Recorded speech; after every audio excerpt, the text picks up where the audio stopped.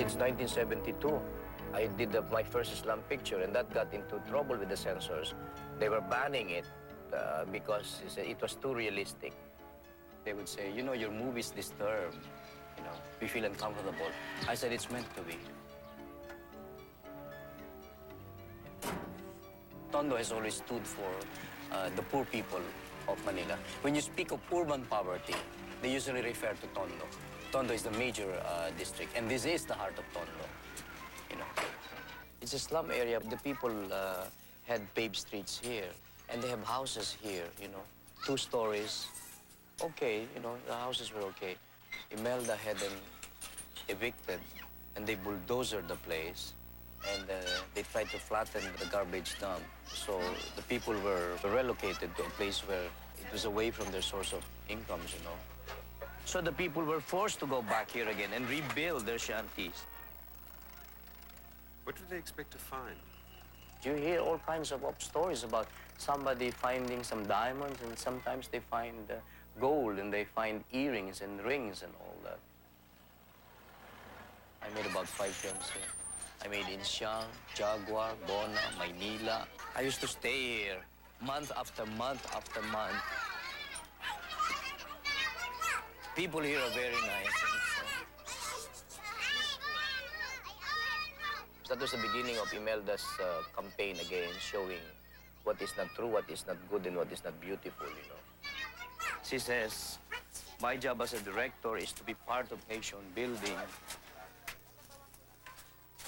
And one of the first steps towards nation building is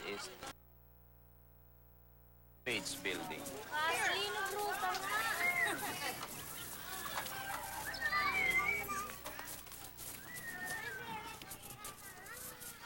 And Imelda says, and it is not true what you show in your films, she says, about the people in Tondo being poor, she says. They're not poor.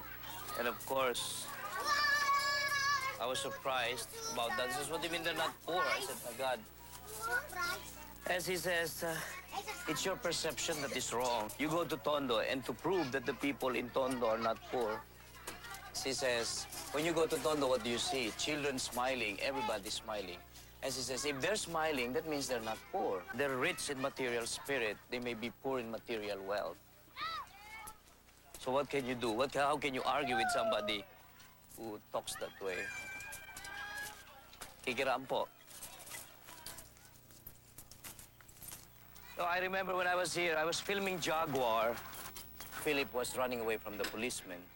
He runs up to here, you know. So I had a shot of him here, going up here with the whole, with the skyline of Manila in the evening, you know, lights, and so you see it. In the time of Marcos, this was the killing fields.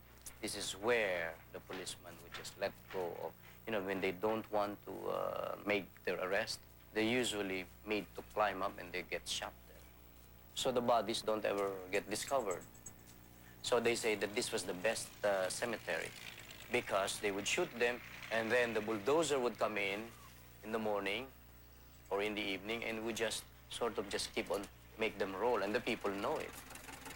This is an ideal place for hiding. It's because no hear, no talk, no see. I use that in Jaguar. What is the story of Jaguar? Jaguar is a story based on a very notorious gangland character, but the censors disapproved of the character being a notorious gangster. So I was forced to make it into a security guard. He became the bodyguard of a very rich man, and the rich man got involved in a murder, and he takes the rap for it, you know. And so I have a scene wherein Philip just burst out and starts strangling him.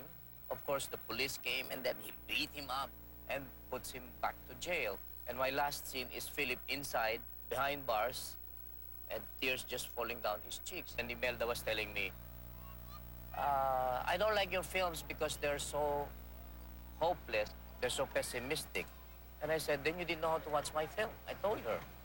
And I said, I'm not interested whether, for all I care, he probably will rot in jail. But the important thing I said about the film that I wanted to bring out is that for the first time, I said, he retaliates and he answers back the only way he knows how. I am not condoning violence. What I am trying to say is this inarticulate, illiterate, uneducated man who was used and victimized and exploited by his employer, treated like a dog, I said, for the first time, I said, started to bark. I said, that probably is a beginning. The realization that he is not a dog, you know, that he is a human being entitled to certain dignities, you know. That was the important thing about it. So I said, you did not see that? And you know her answer? But how many of us intellectuals can see that point?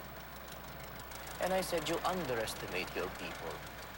Probably that's the difference. I said, I start with the premise that they are intelligent. I said, they may not be intelligent in the sense that they went to school, but they have a basic common sense, I said, you know, to recognize certain values, you know. Lino, have your films helped these people in any way? What do you mean in any way? What do the films do for them? It makes people who don't belong to this side aware that there's another reality.